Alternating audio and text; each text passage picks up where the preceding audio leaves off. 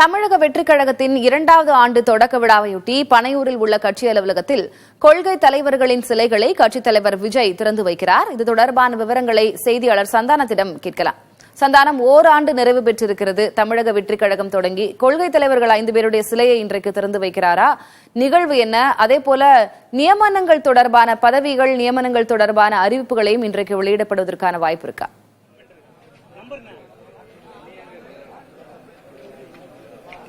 திலகவதி, தமிழக வெற்றிக் கழகத்தினுடைய 2ஆம் ஆண்டு தொடக்க விழா நிகழ்ச்சி கட்சியினுடைய தலைமை அலுவலகத்தில் ஒரு 11 மணி அளவில் நடத்த திட்டமிட்டிருக்காங்க. இதற்காக கட்சி அலுவலகத்தில் 2ஆம் ஆண்டை முன்னிட்டு 5 கட்சியினுடைய கொள்கை தலைவர்களுடைய சிலைகள் என்பது திறக்கப்பட இருக்கிறது. பெரியார், அம்பேத்கர், காமராஜர், அதே போன்று அஞ்சலி அம்மாள், வேலுநாச்சியார் என 5 சிலைகள் கட்சி அலுவலகத்தில் வைக்கப்பட்டிருக்கு.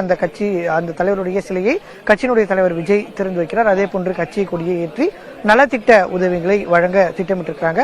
அதன் பின்பு தினம்தோறும் பார்த்தோன்னா இதுவரை 4 கட்டங்களாக தமிழக வெற்றிக் கழகத்துடைய மாவட்ட செயலாளர்கள் நேர்காணல் செய்யப்பட்டு அறிவிக்கப்பட்டு வராங்க. அதே வகையில் இன்று 5ஆம் கட்டமாக 19 மாவட்டங்களுக்கான மாவட்ட செயலாளர்கள், மாவட்ட பொறுப்பாளர்களுக்கான அறிவிப்பு என்பது தமிழக வெற்றிக் கழகத்துடைய தலைவர் விஜய் வெளியிட இருக்கிறார்.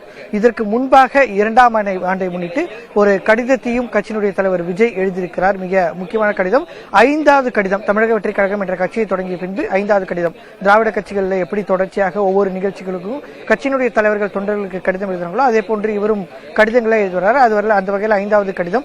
அதுல ஒரு 4 விஷயங்களை மிக தெளிவாக குறிப்பிட்டிருக்கிறார்.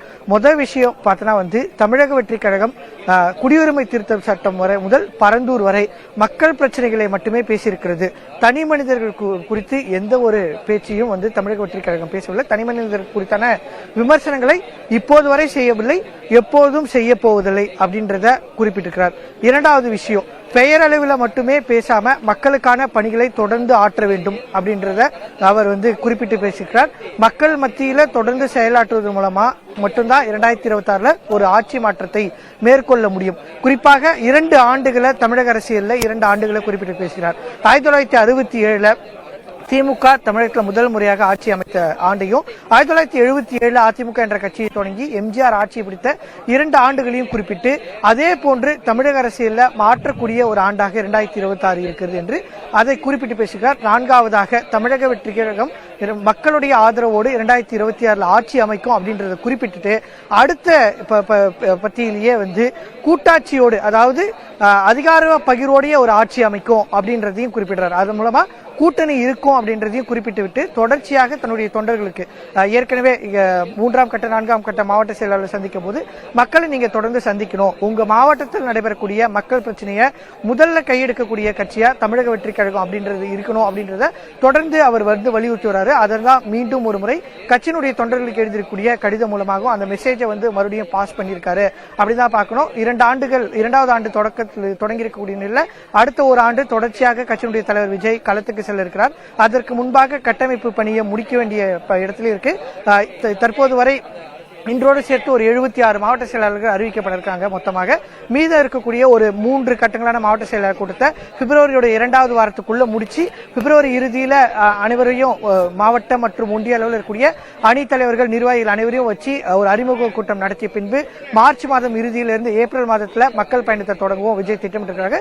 இன்று பொறுத்த வரைக்கும் கட்சியினுடைய கொள்கை தலைவர்களுடைய சிலையை திறந்து வைத்து மக்களுக்கான நலத்திட்ட உதவிகளை வழங்க இருக்கிறார். திலகவதி, தொண்டர்களுக்கு உத்வேகம் அளிக்கக்கூடிய வகையில ஒரு கடிதத்தை எழுதியிருக்கிறார், புரிந்து கொள்ள முடிகிறது. எத்தனை மணிக்கு நிகழ்வு தொடங்குகிறது? சிலை திறப்பு நிகழ்வு. விஜய் எத்தனை மணிக்கு அங்க வருவதாக திட்டம்? எவ்வளவு பேர் குவிந்திருக்கிறார்கள் சந்தானம் தொண்டர்கள்? அதே போல இப்போ பிற கட்சிகள்ல இருந்து தாவேக்கல இணைந்தவர்கள், ஆதவ் அர்ஜுனா போன்றவர்கள், நிர்மல்குமார், இவங்க எல்லாமுமே கூட இன்றைக்கு இந்த நிகழ்வுல பங்கேற்கிறார்களா?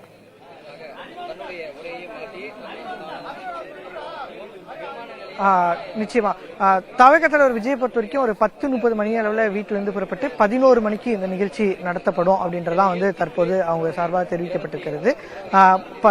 கட்சியினுடைய தலைமை அலுவலகத்தை பொறுத்த வரைக்கும் இன்று 19 மாவட்ட செயலாளர்கள் நியமனம் செய்யப்பட இருக்காங்க. அதாவது 19 மாவட்ட செயலாளர்கள், ஒவ்வொரு மாவட்டத்திலையும் 15 பொறுப்பாளர்கள் என அவர்கள் மட்டும் கட்சி அலுவலகத்திற்கு இந்த நிகழ்ச்சியில பங்கேற்க வந்தா போதும். மற்ற மாவட்ட நிர்வாகிகள் அனைவருமே தங்களுடைய மாவட்டங்கள்ல நலத்திட்ட உதவிகளை வழங்கும் பணியை மேற்கொள்ளணும். கட்சியினுடைய தலைமை அலுவலகத்திற்கு யாரும் வர வேண்டாம். 2ஆம் ஆண்டு தொடக்க விழா நிகழ்ச்சியை பொறுத்த வரைக்கும் நம்ம பெரிய அளவில் ஏற்பாடு பண்ணல, சிலைகள் மட்டும் தான் திறக்கிறதுனால 19 மாவட்டங்களில் இன்று நியமனம் செய்யப்படக்கூடிய 19 மாவட்ட செயலாளர்கள், அந்த மாவட்டங்களில் நியமனப்படக்கூடிய பொறுப்பாளர்கள் என அவர்கள் மட்டும்தான் கட்சி தலைமை அலுவலகத்துக்கு வர வைக்கப்பட்டிருக்காங்க. மற்ற அனைவருமே தங்களுடைய மாவட்டங்களில் மக்களுக்கான நலத்திட்ட உதவிகளை செய்யணும் அப்படின்றது வழங்கியிருக்காங்க. ஆதவ் அர்ஜுனை பொறுத்த வரைக்கும் சற்று நேரத்துக்கு முன்பதான் அவர் தெரிவிச்சிருந்தாரு. உத்தரகாண்ட்ல தேசிய அளவிலான விளையாட்டு போட்டி என்பது நடைபெற்றது. தமிழகத்திலிருந்து 550 வீரர்கள் அதுல பங்கேற்றிருக்கிறாங்க. தமிழ்நாட்டுடைய ஒலிம்பிக் சங்கத்தினுடைய செயலாளராகவும் ஆதவ் அர்ஜுனா இருக்கிறாரு. அகில இந்திய கூடைப்பந்து சங்கத்தினுடைய தலைவராகவும் ஆதவ் அர்ஜுனா இருப்பதனால அங்கு தமிழ்நாடு வீரர்களோடு ஒருங்கிணைக்கக்கூடிய பணி இருப்பதனால இந்த நிகழ்ச்சியில பங்கேற்க மாட்டேன் அப்படின்றத சற்று நேரத்திற்கு முன்பாக தான் அவர் தெரிவிச்சிருந்தாரு. மற்ற நிர்வாகிகள், மாநில நிர்வாகிகள் அனைவருமே பங்கேற்கிறாங்க.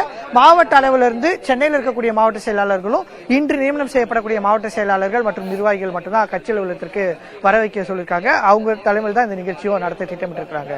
திலகவதி, கள விவரங்களுக்கு நன்றி சந்தானம்.